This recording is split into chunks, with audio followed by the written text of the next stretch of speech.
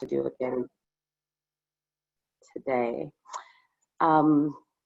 Ananya has just started to record this session so that we can invite others who can't be here to participate.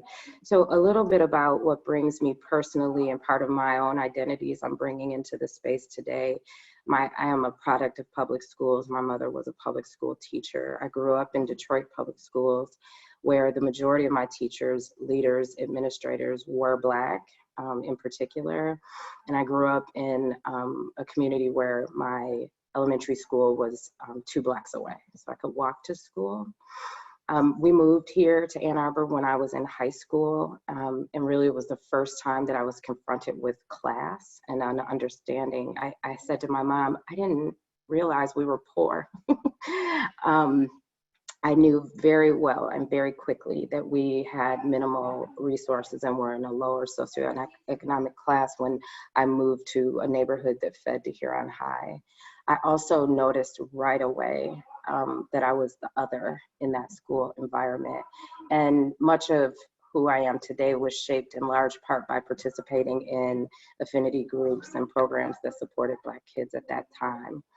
Fast forward, I have an 11-year-old who's just finished up 5th grade, and we've been in 2 school systems, and in his scholastic career, unlike my own, he has yet to see a Black man in a leadership role in schools. And so part of how I think about school is, for him at least, is he can't be what he can't see.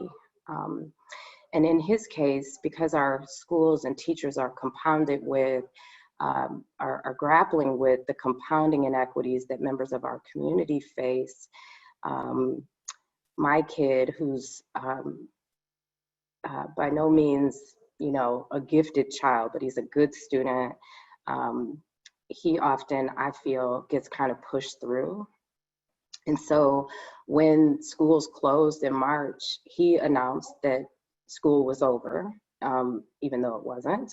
And he also let me know that he wasn't fond of being in the virtual space. And the story that I told myself was that if I didn't make him log on and do school, that he might fail and that it might have a perilous impact.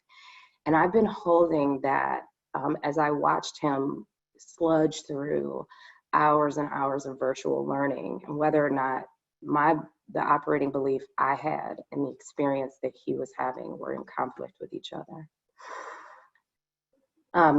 That has led me to many conversations, including I have a lot of relationships with local teachers, and in our Champions for Change program last fall, we visited Community High, which had been Jones Elementary School, a predominantly Black, 95% Black elementary school in a Black part of town. And as I've been working with local teachers, especially this year, as Ann Arbor has announced a commitment to anti-racist curriculum, one of the things that we've been talking about is confronting the racist history of this city, including covenants and deeds which had restrictions on purchasing by Black people. There's a reason why the north end of Ann Arbor was primarily Black, and there's a reason why today so many of our communities, when you overlay R1 zoning, are primarily white. There's also a reason why we see really compounding inequity for kids of color in some schools and other schools which are largely white and segregated. And so as we come into this conversation, that local experience is informed by national policy. So when the Brown versus Board of Education decision, when Linda Brown said that she didn't want to go to her local school, she wanted school of choice, that policy decision by the Supreme Court Justice, which then desegregated our schools, I think a conversation we haven't had is that decision at the Supreme Court was in and of itself biased. It believed, it operated, the policy decision we made to desegregate had within its roots a belief that those local schools, those primarily Black schools, were somehow failing kids, and that Black and brown kids would do better if they were desegregated and bused into white schools. And yet the outcomes that we've seen since that decision, which include more than 70,000 Black and brown teachers coming out of public schools, and more importantly, increased segregation since then, actually, for me at least, caused me to question whether or not that decision to desegregate was in fact in our favor. So today, I want to call in this complexity and this nuance, and in particular, this narrative about the fall and equity, that somehow if we don't open schools and if Black and brown kids can't get to school, that they're not going to be okay. That's just not true. I also want to lift up that just like health disparities existed prior to the global pandemic, COVID-19 pandemic, so too did poor economic and education outcomes for Black and brown children. So the idea that kids being at home means that they're in harm's way, or that they won't eat, or that they won't be cared for, frankly, in my opinion, is rooted in the racist history of this country and the belief that somehow Black and brown families can't take care of their children. So let's sit with that nuance and complexity today, y'all. Let's unpack and examine through conversation with our esteemed guest and Will and I, what we mean when we talk about the fall, what we mean when we talk about our identities as parents and leaders and educators, and what might be possible if we were to ask ourselves, as we do in every Centering Justice session, what must and will transform as a result of what we're learning together as a community and as organizations. Will? Thanks for that, Yogi. Thank you for that context setting, that grounding. Hey everybody, my name is Will Jones. I'm a relationship manager at New. Excited to be here with you, and I'll be helping Yodit to kind of facilitate this lovely panel discussion. So without further ado, we have three fantastic panelists up here. We're going to allow them 3 to 4 minutes to introduce themselves and to share a little bit about what they're bringing with them to this conversation.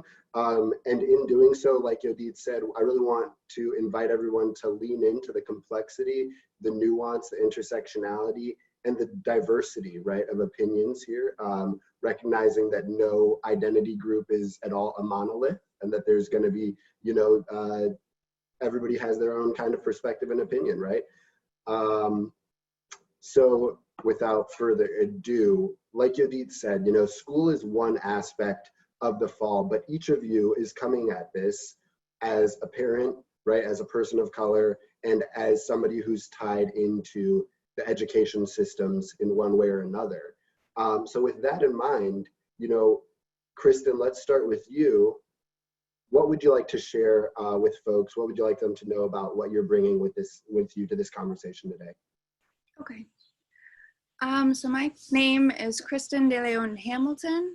I have this interesting intersection of what the fall is going to look like for our family. I have 3 kids, a 3-year-old, a 5-year-old, and a 12-year-old. My 12-year-old is going to be in Ann Arbor Public Schools, and my 3-year-old and 5-year-old are going to be in my homeschool co-op. I'm a facilitator at Kikere Freedom School. If some of you are familiar, I see that some of you are familiar, that's amazing. And if not, then I can provide you more information about that, because it's a beautiful community that we're creating and building together. And so I'll talk about that in a few minutes. But so I'm an educator, I'm a mom. My partner is also a high school teacher at a public school. And so we have a connection to that. And he's working at Saline High School as an English teacher. So as you can imagine, there are a lot of complexities in that, because we are both people of color. And so that's something. That's something at Saline Public Schools. It's a predominantly white school, right? I also work for the Ypsilanti District Library and Youth Services. So I'm connected in public schools in that way.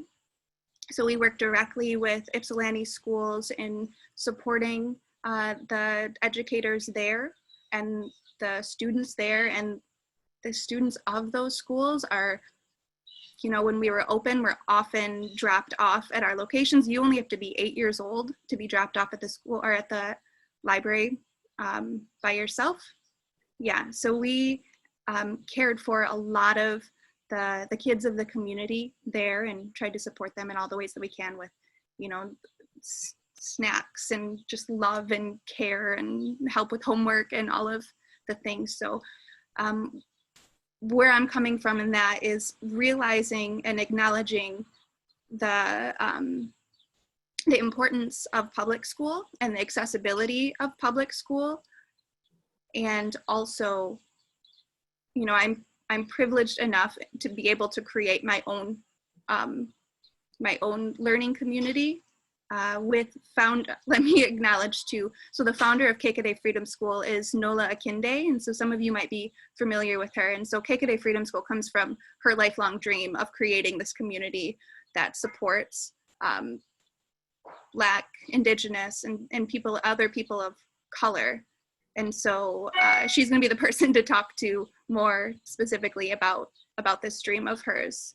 So anyway, I'm in this privileged place of, you know, traditional school systems weren't working for my younger children. And so I was able to work with NOLA to create something new and something beautiful and something that celebrates and empowers like this next generation, and really thinking about, in creating this school, thinking about the resilience that was built from our ancestors and what has carried from that into who we are now, and thinking about that in the present, and then in the creation of what we want for the future for these kiddos. Will, was that kind of all encompassing? Okay, cool. That was perfect. Thank you so much. And you were right on time too. We Good. appreciate that. Right? Amazing. See, awesome. that was a home run. Thank you. Yep. So I'm going to now pass things over to Maisie to share a little bit about themselves. Maisie. Hi. So it's really lovely to see you, Will, you, Yodit, and the other speakers, and so nice to be in community with you all. So I come from similarly messy spaces and lots of overlapping identities, but most salient with respect to the fall is that I'm a mother. I'm a Black mother of a biracial child who has autism. And so I'm thinking about his learning needs within a remote context. And so that's one hat that I wear. Another hat that I wear is I'm a proud resident of Ypsilanti. We first moved to Ann Arbor, and that was, it was hard. It was hard being there, you know, and so we moved to Ypsi very deliberately to be in community with other families of color and for that to be the norm. But I would also say that we live in Ypsi, but my son does go to Ann Arbor Public Schools. And part of the reason is because of the resistance that we were experiencing in the school district that we were zoned to. And so there's all kinds of complexities in that, sending your kid to a local community school or using school of choice. So I am well aware that I am full of all kinds of tensions and complexities. But another really important role that I play is I'm an assistant professor at the University of Michigan. And there I actually, I study math education, and I'm specifically concerned with how race, gender, and class intersect in children's learning experiences. And my demographic focus is often Black girls. So I'm really concerned about how we develop Black girl math knowers and doers. So that's my work in that space. And side by side, that work is the development of secondary mathematics teachers who are predominantly young white women who are privileged and who have been high achieving.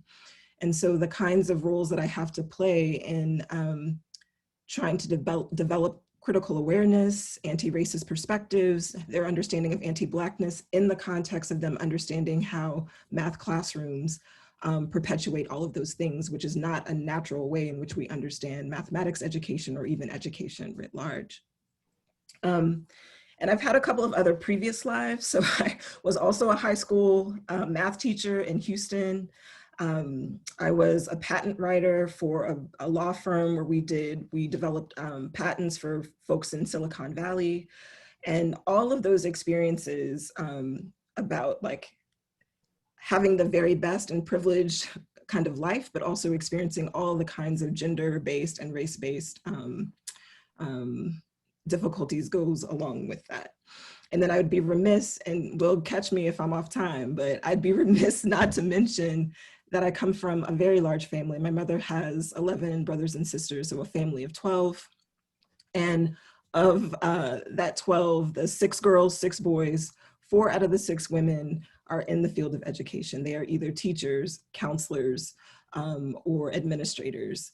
And we are very proud that our great-grandmother was one of the first people to go to the normal school, which is a teaching school in Texas. So I'm connected to a beautiful history of teachers and educators. And at the same time, I stand as a skeptic of our public education system, and acknowledging its importance, but also wanting to push very hard on what we see happening right now, but this is just a pattern, right? It's just a continuation of a pattern. So I'm eager to talk about that. Maisie, thank you, man. So much depth already, right, on this panel. I can see it lighting folks up. We're quite excited to continue to hear from y'all. And thank you again for being right on time. This is just perfect. I'm gonna kick it over now, last but certainly not least, to my brother, Bryan.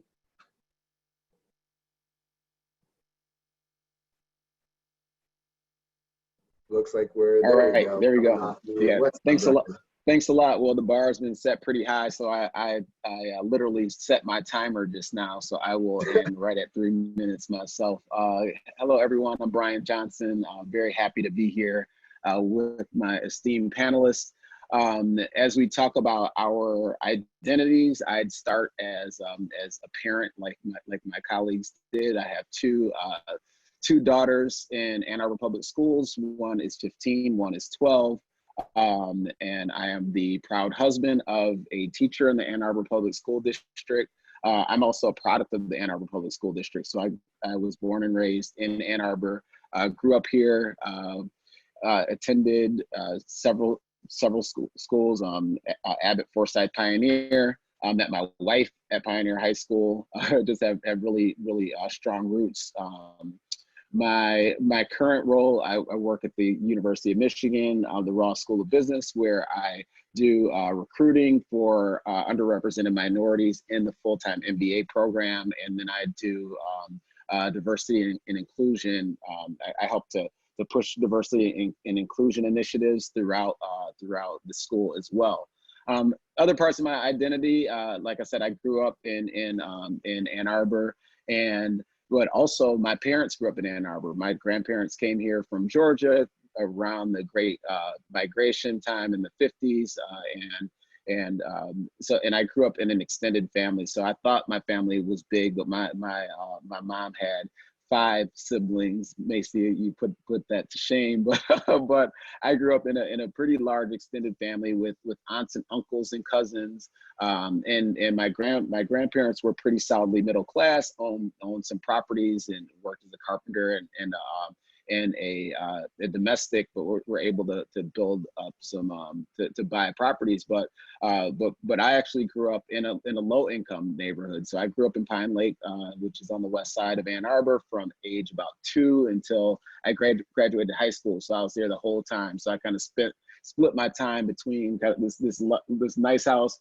on the west side of Ann Arbor, and then in the daytime, and then going to school, and then in the evenings, and all through the summers, after my mom got off work, etc., I would be in this environment. So I kind of got to see a little bit of socioeconomic diversity as I was growing up, and experienced that as well. I also got a lot of kind of the Southern upbringing, and we may talk about it later, but a lot of kind of the edification of me and my race and my culture was really rooted in that strong that strong Southern connection. So that's 3 minutes, and I'm, like I said, I was going to end on time.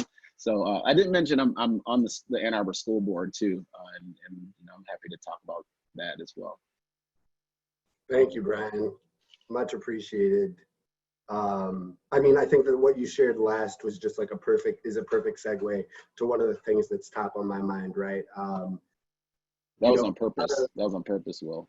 The pitch, now we're going to bet out of the park.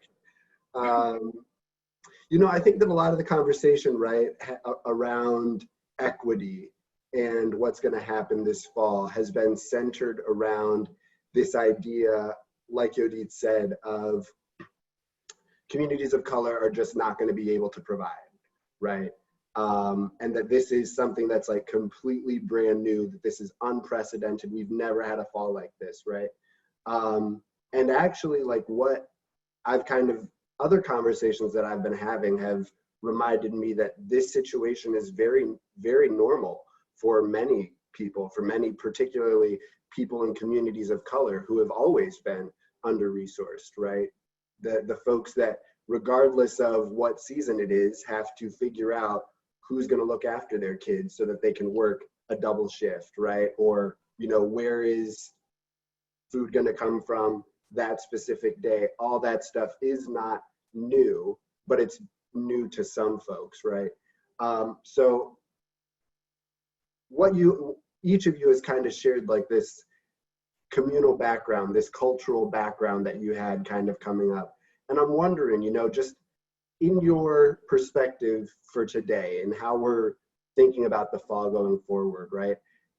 The fall and going forward, I should say, right? Because September is really only a start of many months to come. What are you carrying? What are you bringing from, like, you feel like both your, racial, cultural background and also your specific background that is shaping the perspective on what we kind of do next?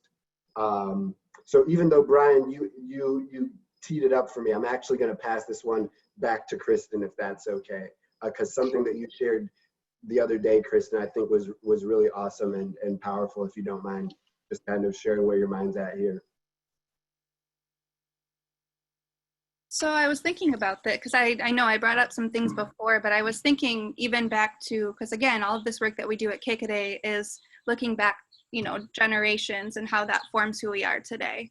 And so I went back to, like, my great grandparents were from Mexico, and then my grandparents were from Texas. They grew up in Texas. My abuela was, she worked on a farm. She was a migrant farm worker. My abuelo, his family owned a truck business that would transport people from farm to farm, and that's how he met my abuela.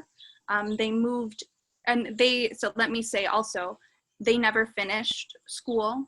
I don't even think they finished middle school. They just like made it through a bit of elementary, and then they had to work. And so they were illiterate. They didn't really have any background in reading and writing at all. And they didn't really know much English. And so when they moved to Flint, for my abuelo to work at GM, they really struggled in, like, navigating community. They moved into a neighborhood that was predominantly Mexican, and so they had that community, but in order to try to, like, make the connections they needed to, and like even like they had to have their kids go with them into, like, banks and into, like, all of these different business, like, places, so that way they could translate for them. So my dad, from the time he was like 9 years old, he was going to the bank with my abuela and, like, helping her do all of those things and translating for her. So then we get to my dad. My dad grew up in Flint. He's the youngest of 5, and he grew up mostly on his own because he was the youngest by like 10 years. He was a surprise. And so the way that when he was in school, he wasn't treated very well in school because he wasn't Mexican enough. My family, we have very light skin. And so he wasn't Mexican enough. He wasn't white enough. He was really trying to navigate that. English was his second language, so he had that hurdle. He didn't have the support of family around to help support him through school, so he really struggled. So then fast forward, and my parents got divorced when I was like 6 years old. My mom left. My dad was a single parent. So as a single parent, Mexican American, trying to get by in jobs, a lot of places kind of passed over him, wouldn't hire him based on different things. He ended up working like multiple jobs. He was busy all the time. And so I was left by myself a lot from the time I was like 6. I had to make all of my own meals and take care of the house and then also navigate school. So my experience with school was really difficult. I did really well. I was put in a lot of advanced classes. Like they moved me up a grade in a lot of my classes. And so I was kind of alone in that way because they put me in classes with like the grade above me, and and then everyone's like, why is this kid in here? And we're not going to be friends with her because she's very, like, she shouldn't be in this class. Right. And so I really struggled with that. And with having those higher level classes, my dad wasn't able to support me in that. And so I didn't really have that support. We didn't have other family. My dad's parents passed when he was younger. And so we didn't have support from them. And so my dad was doing it entirely on his own. And we didn't have the community support because he had moved from Flint to Grand Blanc, which is a predominantly white area and a pretty wealthy area. And we were not wealthy at all. Like but he was also too proud to accept help. And so we really struggled in terms of having the food that we needed, having truly any of the extra resources that we needed, because, as a Mexican American man, he was too proud to receive that.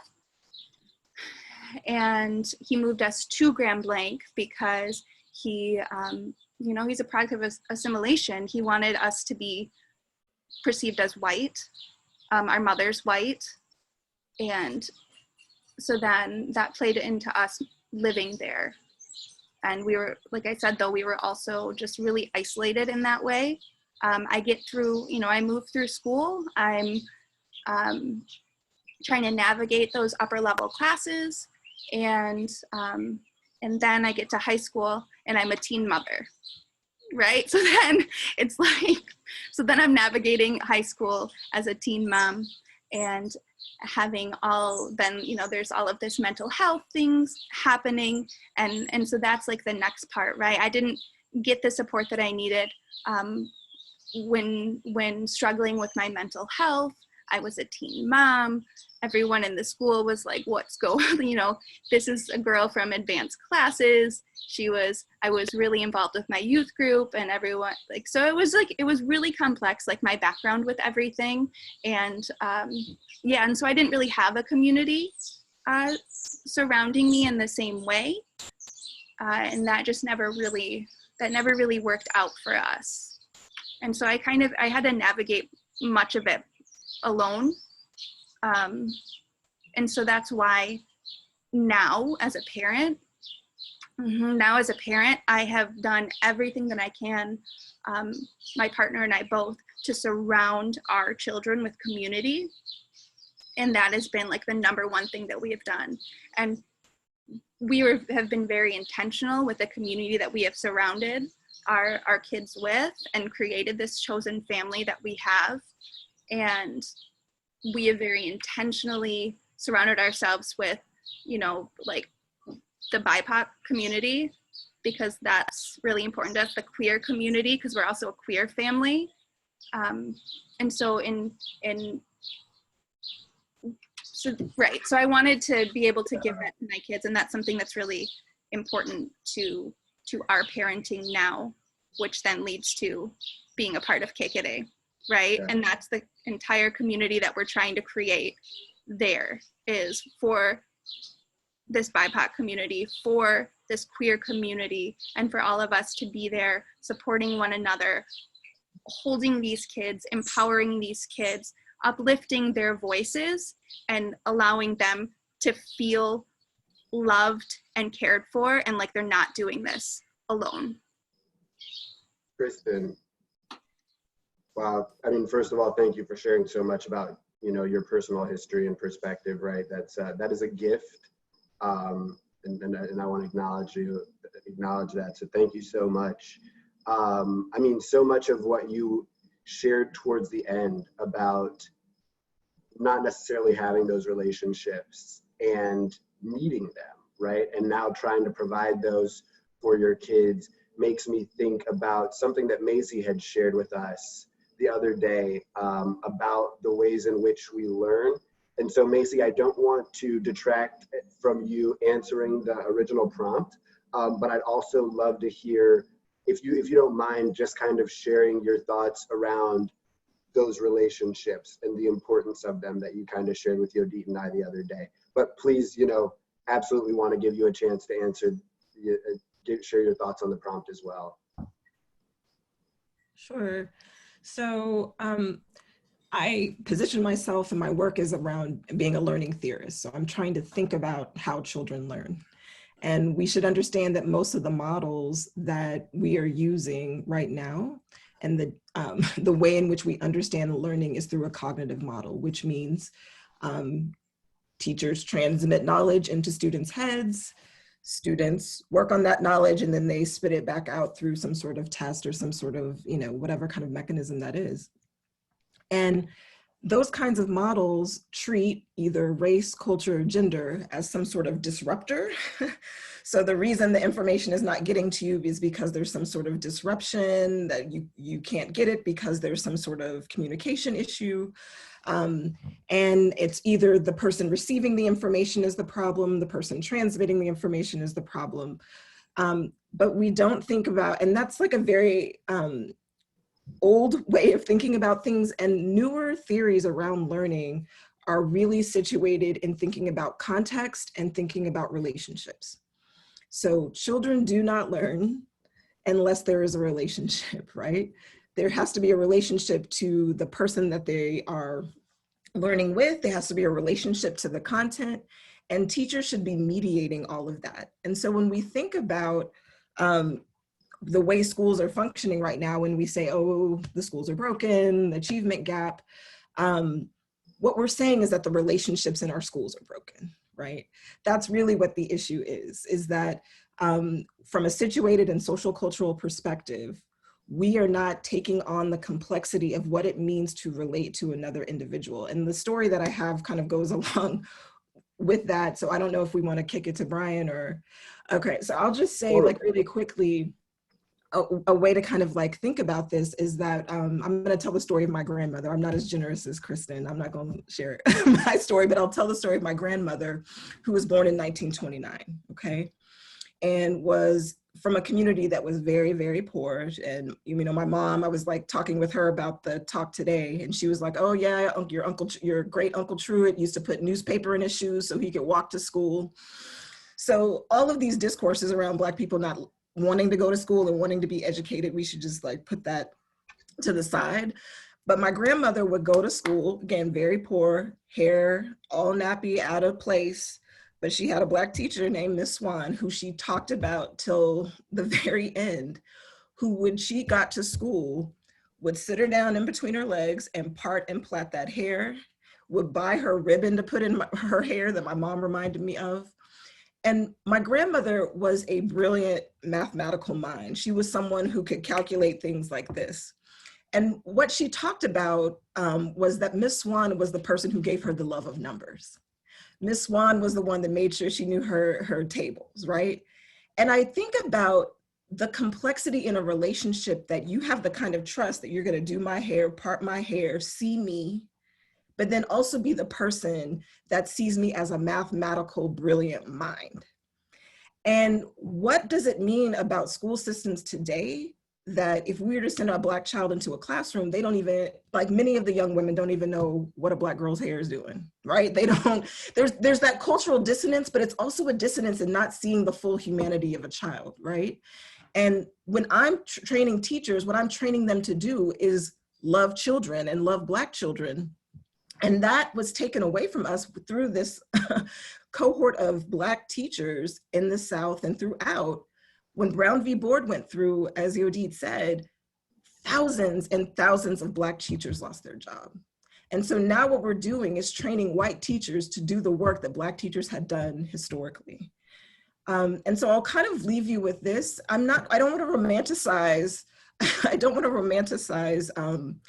you know, my friend Bryan reminded me, like, the 1940s, 50s, 60s was no cakewalk, right? But I want to understand how someone like my grandmother and thousands of Black children were educated in a system during the pre-civil rights in completely antagonistic racial climates, right? Let's be clear about that. But they learned, right? They were, and so why is that impossible now in 2020 with all the technology, with the post-racial climate supposedly that we live in, and we all know that's a lie. But why does that seem impossible now, but it was possible then in the 1940s and 50s? What is it about the relationships, communities, and the ways in which we do school that has shifted? And so that's a question that I'm offering up for us to just think about. Yeah, I get animated, so yeah. Maisie, come on. I'm here for the animation. I'm not going to tell you again. Don't you apologize for that magic, Maisie. Don't you apologize for it. You better bring it. That's why we invited you. We see you. Absolutely. I mean, there was so much there. So thank you for all of that, Maisie. To give you a TED Talk. But again, you know, I think that something that you just shared again towards the end, right? Thinking about the ways in which Black folks still persisted throughout the 1940s, 50s, 60s, makes me think back to something that Bryan was sharing the other day, right? Talking about this Pine Lake community where Bryan, I don't want to take the words out of your mouth and I'm going to give you a second, but you know, you shared this, the dichotomy between having this community that supported you and then, you know, going back out into this other world, right? And I'm just wondering, you know, because you also have a love for math, you know, how did that kind of shape into where you see things now, and how much of that has brought you and your family, you know, to being such prominent members of, you know, the Ann Arbor education community? Well, thanks for the compliment. I never think of us as prominent members of the community in that way, but prominent to me, bro. Yeah, no problem. No, so I think you know I talk about Pine Lake a lot, and just like my upbringing in general is what I was referring to, and so you know I did have this, you know, sitting at the table, you know, I ate because I would go to school from my grandparents' house. And walk to school in their district, and then come home and have dinner with them. I got to hear a lot of stories, and I grew up in Ann Arbor, and like I said, my parents grew up in Ann Arbor, which is a predominantly white town, but I lived in predominantly Black spaces all the other time when I wasn't in school. So I was either, you know, hearing about kind of what was expected of me as a Black person, understanding my history, understanding my parents and grandparents' experiences, whether it was through, you know, the busing in Ann Arbor. You know, Yodit mentioned Jones School. My parents and aunts and uncles went to Jones School as well. Hearing those kind of expectations of what we would have to do to succeed. Like I would hear that I had to be twice as good to get half as much. I'd hear that that, you know, I need to be and it wasn't like it was being preached at me. It was more the conversation that was being had at the table with everyone. So I had these, I kind of had a very high expectation of what being Black was. And then I talked about being in Pine Lake, where you know, a lot of times after dinner, I'd go home to my real house, right, and I'd go and play with my neighbors and you know, and all throughout the summers, every day with them. And we were in these spaces where we were the majority, and there was nothing, we weren't othered in those spaces. I attended summer camp at Ann Arbor Community Center, Camp Tacona, and they would bring all the kids from Pine Lake and Arrowwood and Stony Brook, and all the Black neighborhoods would all come together, and we had kind of this existence where it was our space. And what I said was that it wasn't until I was like maybe in the 5th grade and then into middle school when I started to even associate anything negative with being Black. And that really came through either my teachers having, you know, being surprised that I was such a good reader, or, you know, or asking me if I, or accusing a Black friend of mine of copying off of my paper because he usually didn't do his work, and that kind of thing. I started to get kind of that, you know, some of the negativity came from the schools that I was a part of. It wasn't from my neighborhood.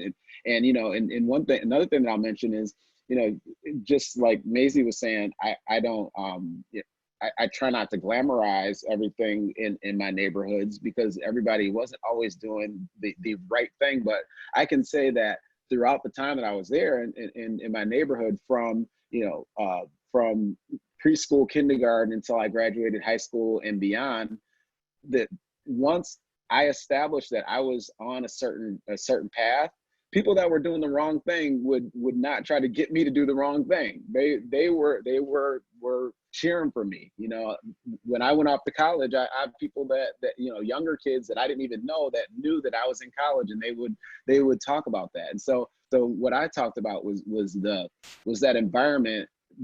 Another funny story is that I didn't know until I got to high school that I lived in a rough neighborhood. I had no idea. I had no idea that it was a rough neighborhood.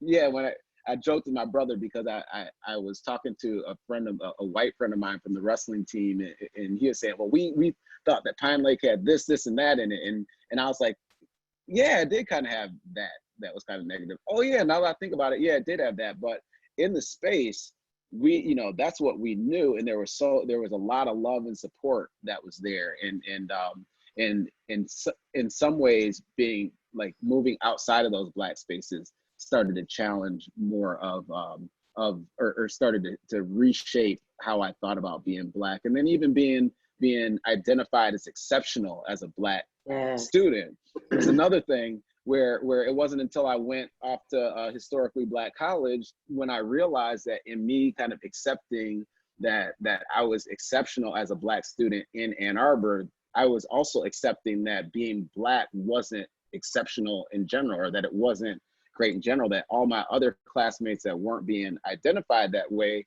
were somehow the norm. And I was, because I was, you know, college bound and whatnot, I was not, you know, that wasn't part of me. And somewhere along the line that got seeded into me. But when I went to Hampton, it was like, I saw people who were 3rd generation, you know, Black college grads, you know, people who had parents that were on, you know, boards of big companies. And we had a lot of that in Ann Arbor, but I think, you know, we could get into the socioeconomic differences as well.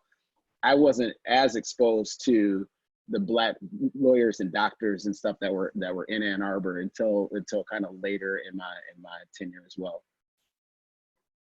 Thanks for that, Bryan. And I appreciate you lifting up, as I kind of move us to this next phase of the discussion, this like, this tension between, there was, and I really felt loved, seen, highly regarded in the community I was in, not as like an exception or an other, but that was like, it just was, right?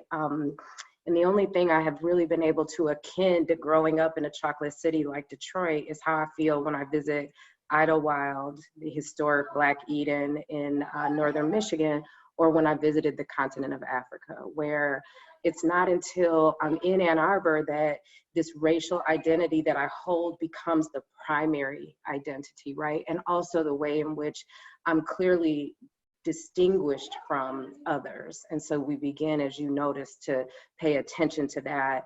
And then I don't think you said this, but I want to name that then we also experienced what it meant to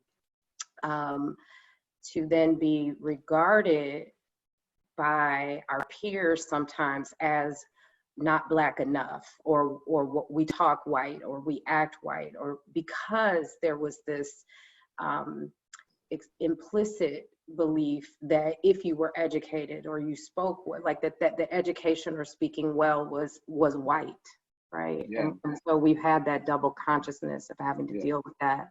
And I think if I can just add something really fast please. too, because well, two quick things. One, in my work at the university, I also recruit African students to the university too. And one thing that I mentioned before is that oftentimes my African students, when they come to the US, they actually identify more with white students than with African American students because they've been the majority. They don't have some of the, like the racial issue doesn't become apparent to them until later, right? And so I think that says something to just feeling othered in very like early stages. The second thing, one thing that I struggle with now as a parent is that, my daughter is very high achieving, and now that she's in high school, she's coming home and she told me that her friends told her that she was whitewashed. And I was like, what do you mean whitewashed? And it was actually from her white friends who didn't see that as a bad thing. They thought it was a compliment, right? And so we also need to think about how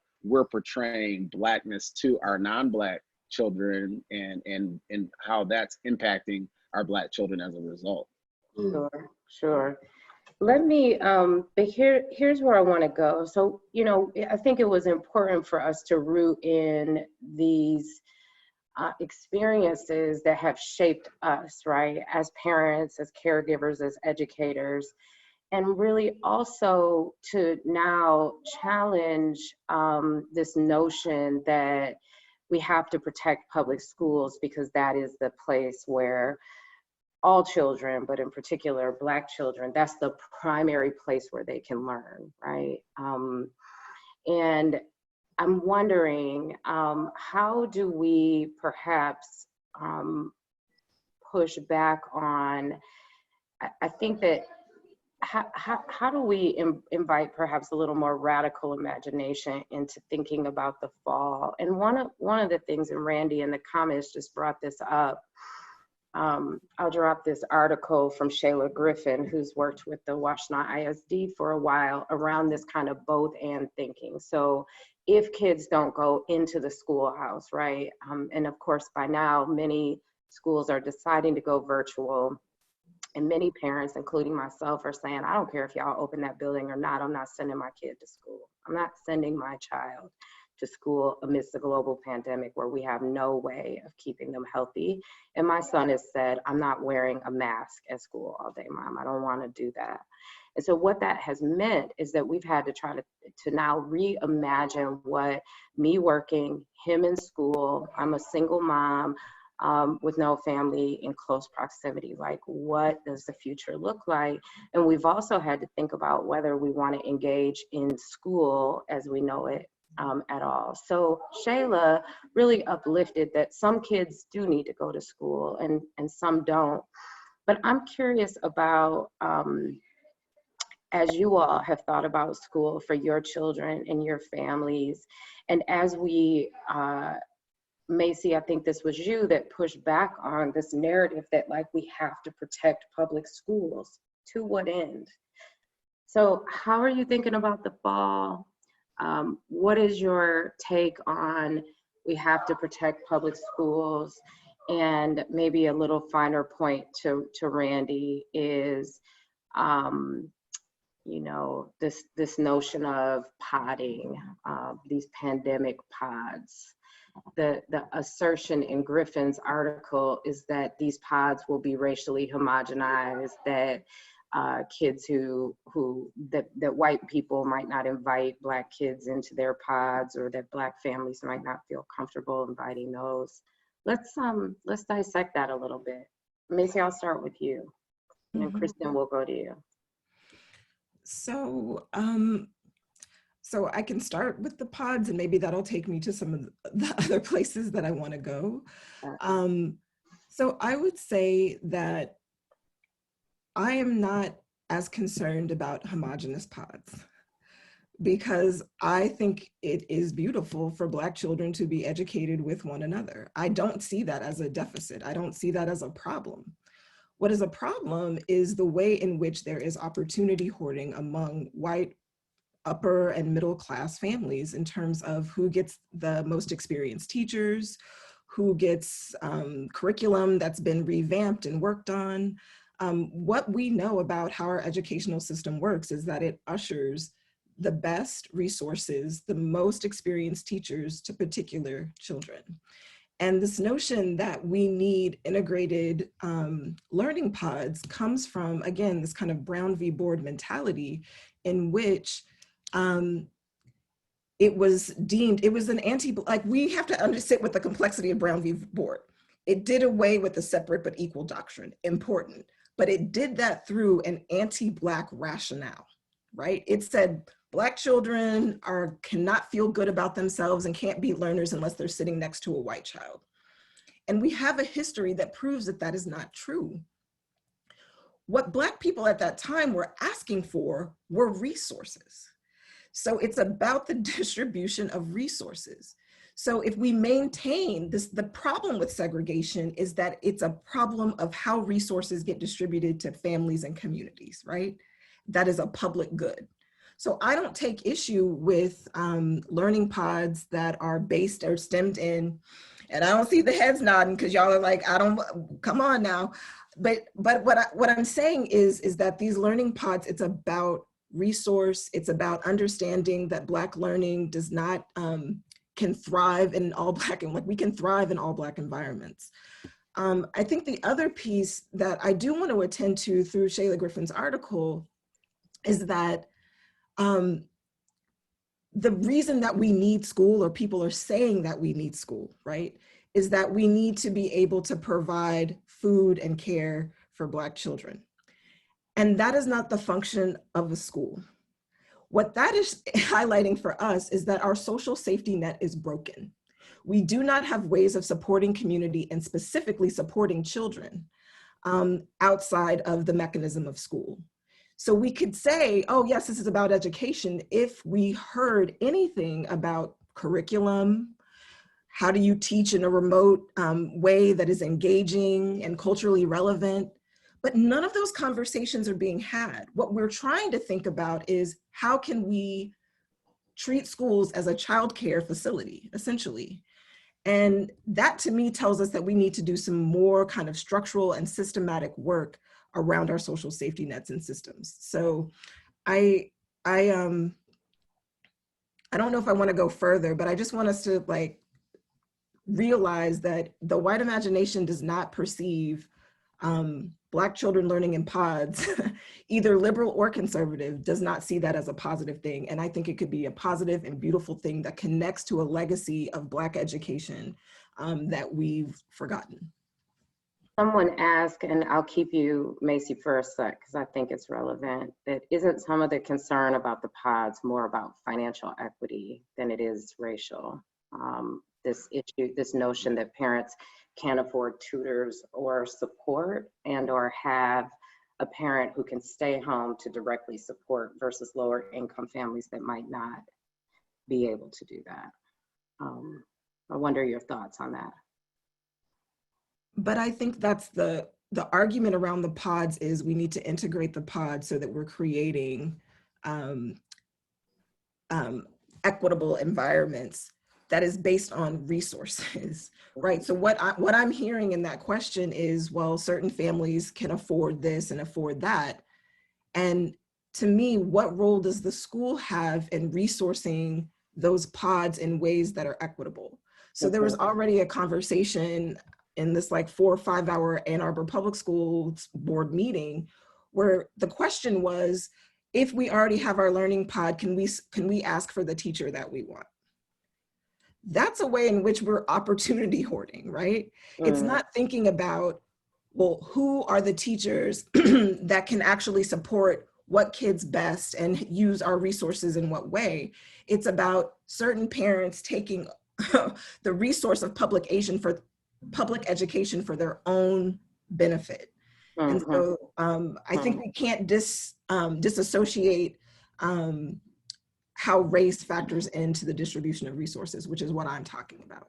Yeah, I want to bring Kristen in to talk a little bit about KKA and kind of how they're wrapping around. I also want to name Sonia Knighton. I don't think she's on the call with us, but she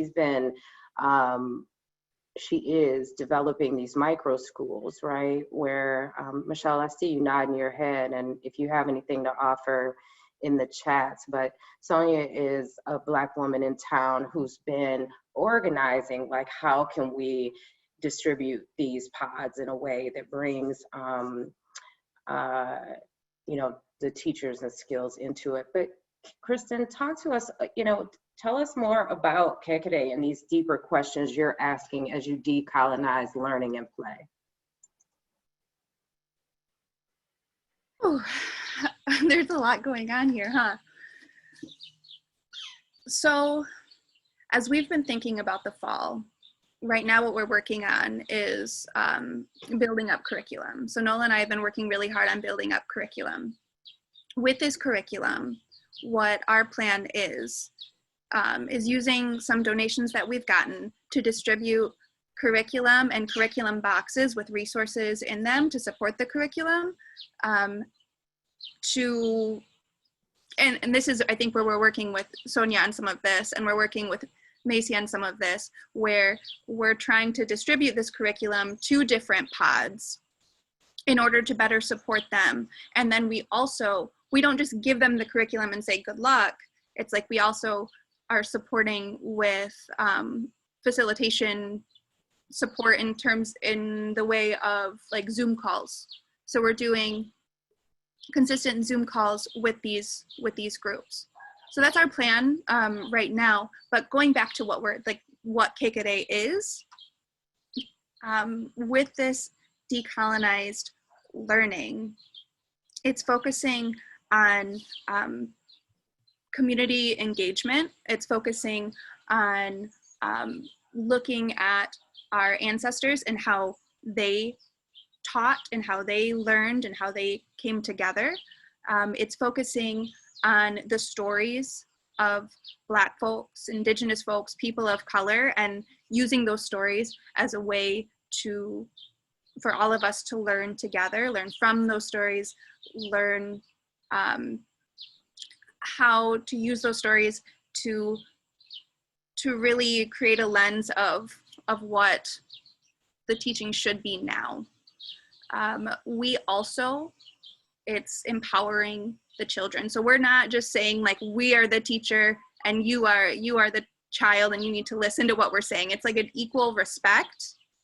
It's an equal respect of the child and the adult that's learning alongside them and growing alongside them. A lot of what we do is child-led. And so we create the curriculum and the learning experience alongside the child, alongside the young people. There are so many different aspects of this decolonized practice. This is the other thing that I was going to bring in. Something that my family does and that we bring into KKA as well is decolonization in terms of food, right? Because I feel like we can learn so much from the different kinds of food that people create and share.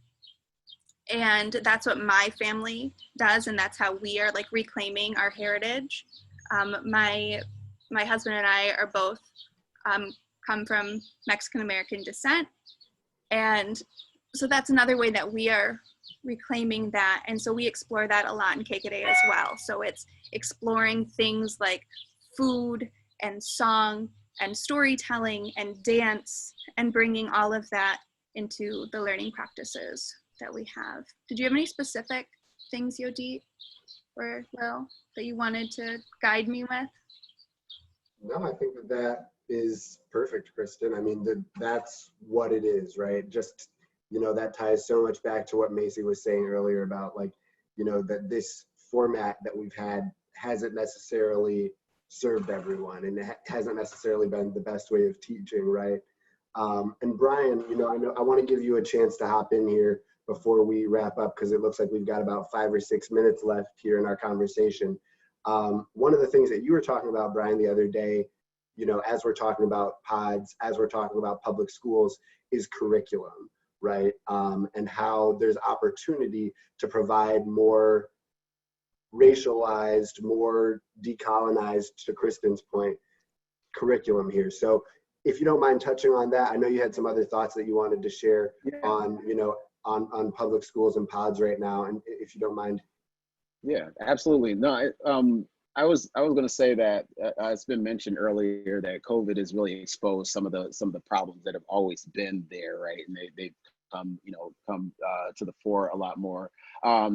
As we talk about like public schools in general and whether they're good or whether we should protect them, etc., I fall on the side of we should absolutely protect public schools, and I do understand that some of the issues that we have with them, to Maisie's point, have a lot to do with the way public schools are funded, right? But then also, I think when you talk about some of the issues that have been brought to the fore under COVID, we're starting to see how much is kind of relied on, or how much we rely on public schools to do things that other people should be chipping in to help with. And we talked a lot about kind of this collectivism and the opportunities around where now we are getting more people that have to have a stake in kids' education. Can't just, drop your kid off. If you're employing people, you can't just, count on them to be able to drop their kid off and come work for you for the full time and go home, etc. And so I think that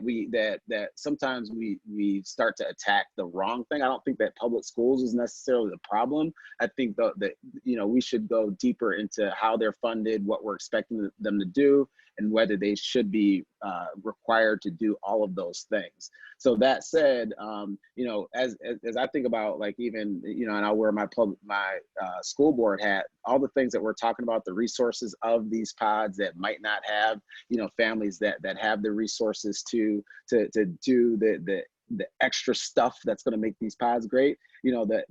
Our public school system is looking to offset that and do things that help those communities specifically from a resource perspective.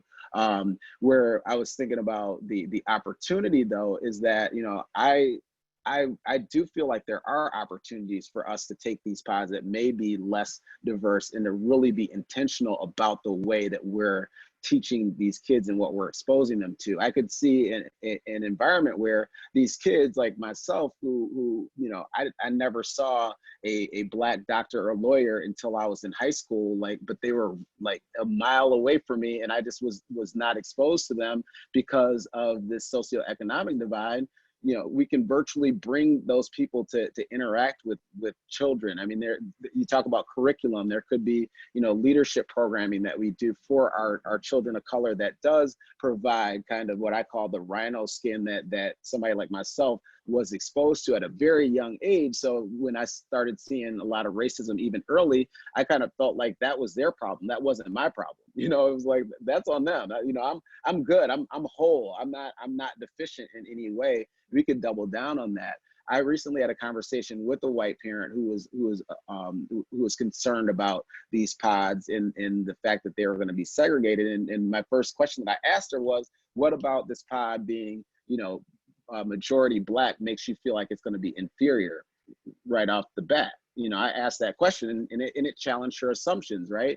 And she was coming from a great place. And one thing that I said, I said, if racism and anti-racism is something that you're really concerned with, and you have this pod of white kids, why can't you teach them about that, you know, about race and racism in that pod? Some of these conversations, if we're going to move the needle on equity, right, and on anti-racism, some conversations need to be had in all white spaces about racism and about race, because they're not having the conversations about race that I was having in kindergarten. You know, it doesn't even come up. So they get to the point where it's like, oh, what are you talking about, right? And so there are a lot of resources, there are a lot of people that would be happy to help to develop some of that curriculum for those children. And you know, for better or worse, I believe this is going to be a somewhat you know, short period of time where we're going to be delivering education in this way. My biggest fear is that we don't use this as an opportunity to really try to rethink the way that we educate our kids.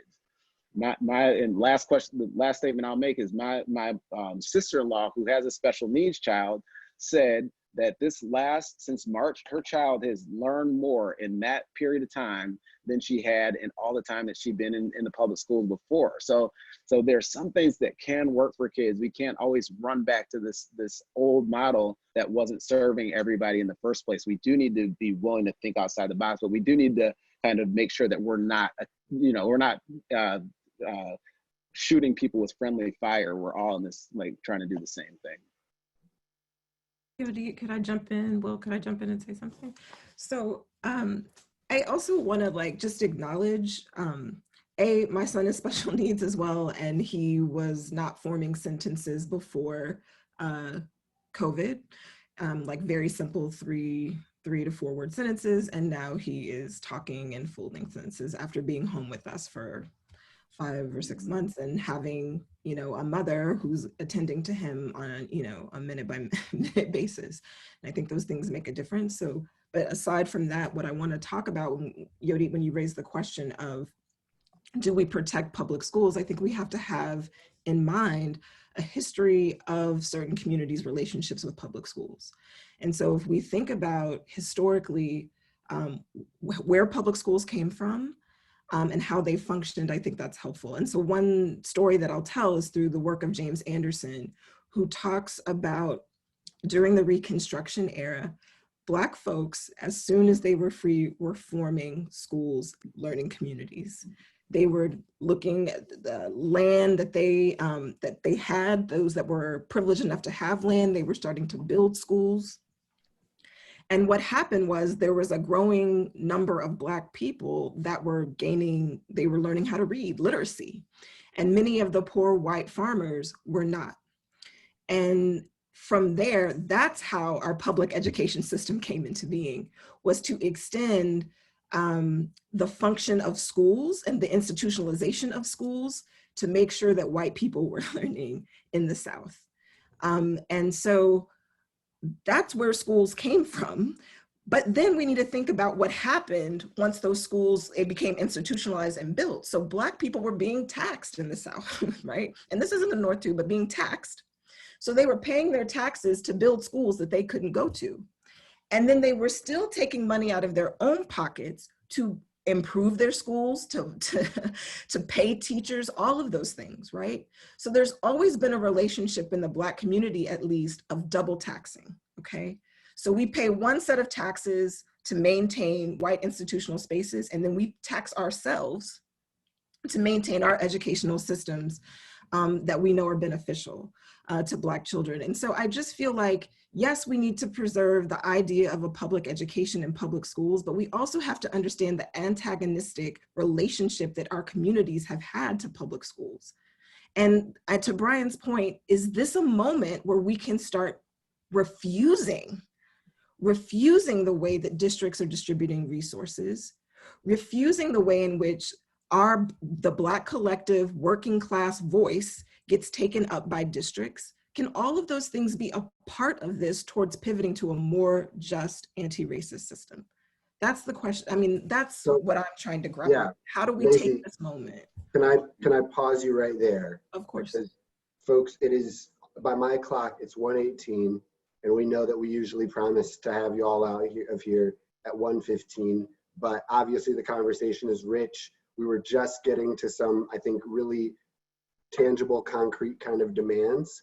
that our panelists have for us. And so I'm gonna borrow 3-4 more minutes of your time, if that's all right. If you need to jump off, we understand this is being recorded, so you can come back to it. But Maisie, in this last, minute, given that bomb that you've just dropped, or I should say the bombs that we've stacked on top of one another throughout this conversation, right? What are your demands, your challenges, your invitations for us as we center justice moving forward this fall?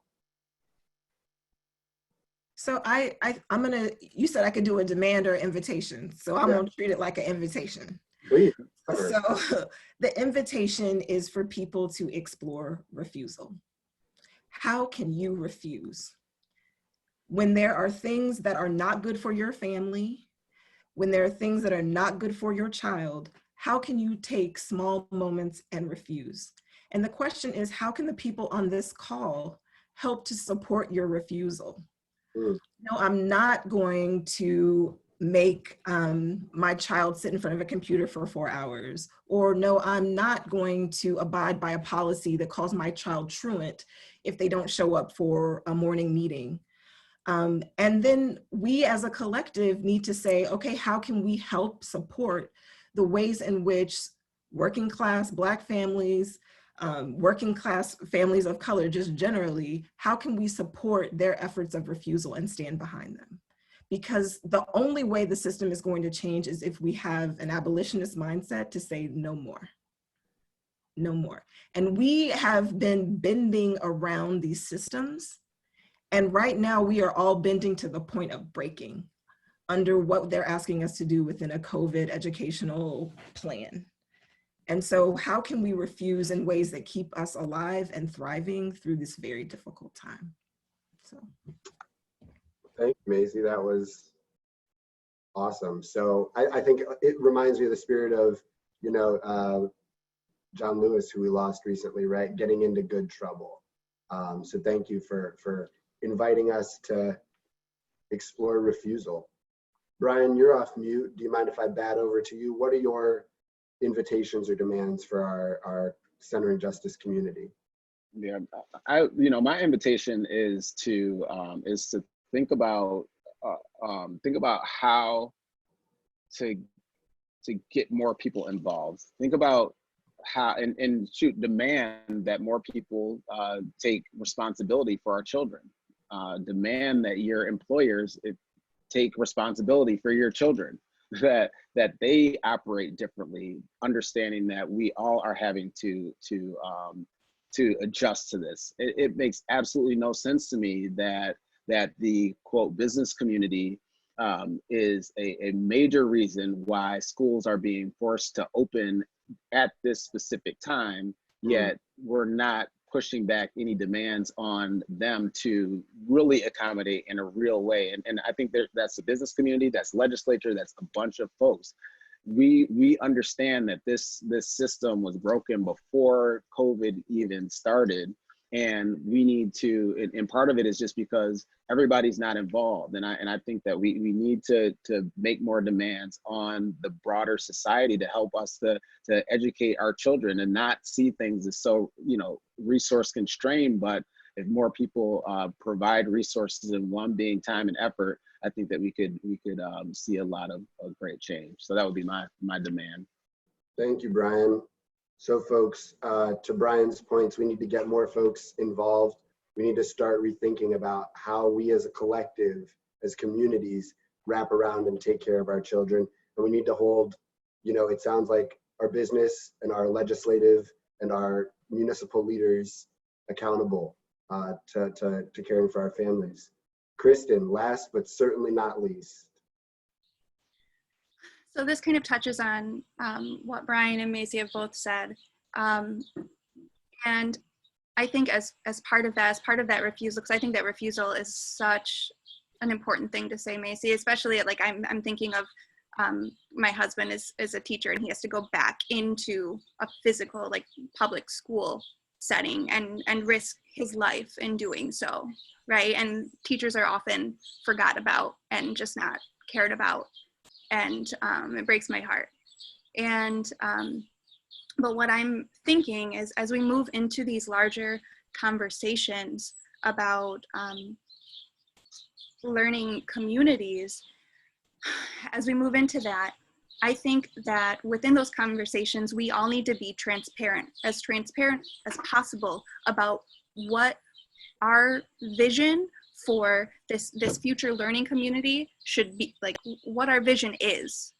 Because a lot of us think that we have the same vision, but maybe it's not, right? So we all have to think about what this vision for school is, because we're only going to be able to rebuild it if we're try to get somewhere where we're somewhat on the same page and working towards the same goal, right? Because I think a lot of us are kind of in all of these different places, and so we really need to just break it down through these conversations, dismantle it, break it completely down in order to rebuild and get on the same page and rebuild this beautiful future for our community and for our kids. Thank you, Kristen.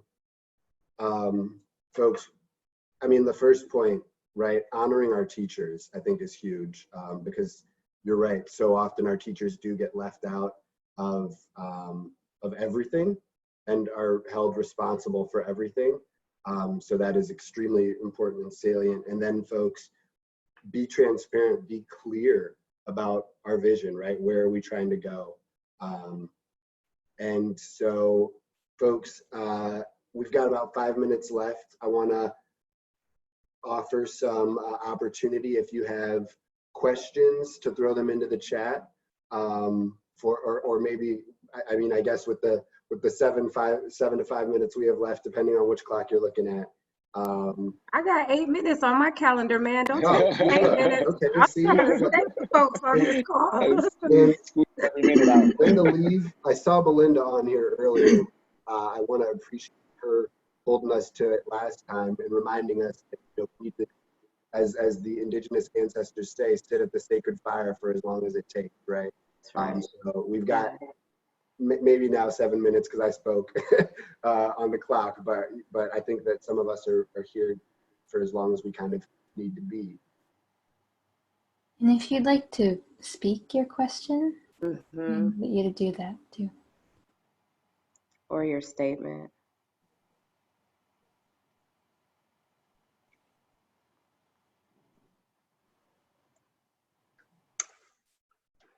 I was gonna try to be quiet, but that's not a skill. That's not my ministry. Yana. Being quiet is not my ministry. I am a parent. I work in a faith community. I work with all of my life being, I hope, to liberate Black people. And so, and I live in Ann Arbor, but my kids live in Ypsi, but they go to school at Honey Creek. And so there's all this point of intersection because now they're physically in Ypsilanti. How do I keep my kids connected to Blackness when that's not always readily available in the time of COVID? How do I keep my spirit available to them? So, and then Kristen, you spoke to this a little bit, our own personal history with educational trauma, right? Because I got a whole bunch of educational trauma in me. So all of that to simply say, we are at a pivotal moment where we get to do some personal analysis, local, regional, and national analysis around how we want to move forward. We get to dream big. There hasn't been a moment in our lifetimes where we've got to dismantle a system or dismantle, because on a personal level, we have to dismantle how we're engaging a system. I can't take down all of education, but I can personally dismantle how I engage it. I can refuse, as the other speaker was saying. So I'm standing in that intersection of how do I engage capitalism? How do I engage education system? How do I participate in things that I know are harming my family and helping my family, right? So this isn't a singular conversation. And so I just appreciate the layered and the complexity that comes with that. And I just want to speak it out loud and honor that we all have to make choices that reduce the risk to our families when we bring them into schools, when we bring them into work, when we think about ourselves as whole beings. And so I just offer that. that each person has this moment to take a personal, regional, local, national, just kind of opening yourself up to what is possible and real for you and the folks you love. Thank you. Could I just say something to Kiana? Like, I love that because it reminded me of something that I did want to get out, and I so appreciate that. But it's also an opportunity for us to rethink harm, right? So the trauma that you were talking about, we are most readily associating that with the harm of COVID, right? But we have to understand that many times when children of color are in schools, they are also experiencing harm. And so now we have to have a more complex calculus around what is harm, what is for the benefit of my child, right? And yeah, I mean, I just feel like we've had a very one-dimensional conception of what harm might look like for Black children versus it looks like a lot of things. And one thing that hasn't happened in the past 6 months, a Black child hasn't been expelled. I hope a Black child hasn't been put in detention. A Black child hasn't, you know, we could go on and on and on and on about the kinds of What harm. about little Gracie, I was about to say, y'all miss my hometown. Y'all miss Birmingham. Yeah, Grace. Is her name Grace, or are we just calling her Grace? We're Got just calling detention her Grace. We're just calling her Grace. Didn't she get placed in detention for not doing online homework? Yeah. So we still find ways for the system to reach out, right? But we've got to think about mitigating. En masse, yeah. Yeah, all kinds of harms. This is the moment. Yeah. Listen, wow. Kiana, thank you for naming the complexity of the conversation, and even Bryan, right, for all of you really for lifting up the call to all of us to lean into this conversation. So not only are we grateful that you're here in this moment, but we recognize that like an hour and 15 minutes just scratches the surface.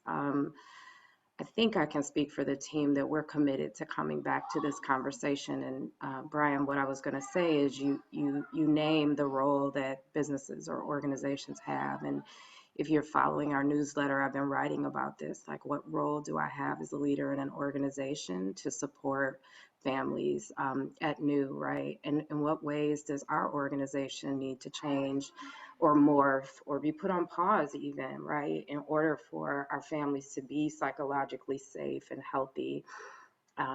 In what ways, you know, our expectation that those who work on our teams that are also holding these big and complex conversations, our families need the mental capacity to work through what will be right for them, right? And so we do have a role. So I'm inviting back next month a sister out of Detroit who's been a thought partner with me as I try to figure out how to keep commitments, you know, that I made to our board and to our community and our clients for what our organization, our funders, to what our organization would do. While also, can y'all hear my son yelling Fortnite in the back? Never mind that. But like, I want to understand that because not every organization can put their work on hold. But for those of us who have that, how do we use our institutional privilege and power, right, to support our staff? So please join us again. Ananya, do we have a date for September yet? That's a great segue. We wondered what day works best for you, so I'm going to throw a quick poll on the screen. Do you see that? And just let us know what day is best.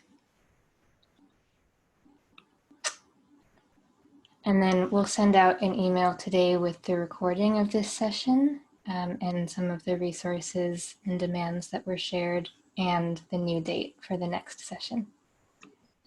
And just real quick, folks, if you're, if you like these conversations, if you want to be more involved, feel free. We've got the recordings of past sessions up on our website. If you register, we'll be happy to link you into our newsletter, which keeps you up to date on all the events that we're having and all of the, like Yodit was saying, like the real shit that we're going through as an organization, wrapping ourselves around these things and taking them outside of theoretical into practical and real right now. And then, of course, I wouldn't be doing my job if I didn't encourage you to donate. it's possible. It's, you know, I mean, we live in a capitalist world, right? So we need some funding to make this happen. But we've got some fantastic partners, United Way of Washtenaw County, who have been able to hold it down, who helped us carry this program from April when we began through now.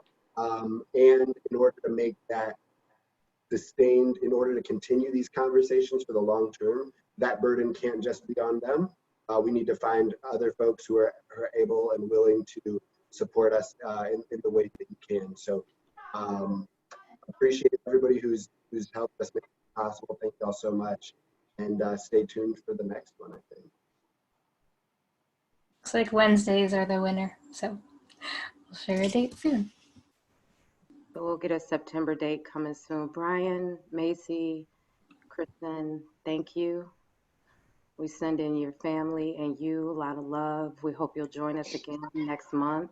You definitely set my day on fire, each of you. Thank you. Thank you. We appreciate you. And thanks everyone.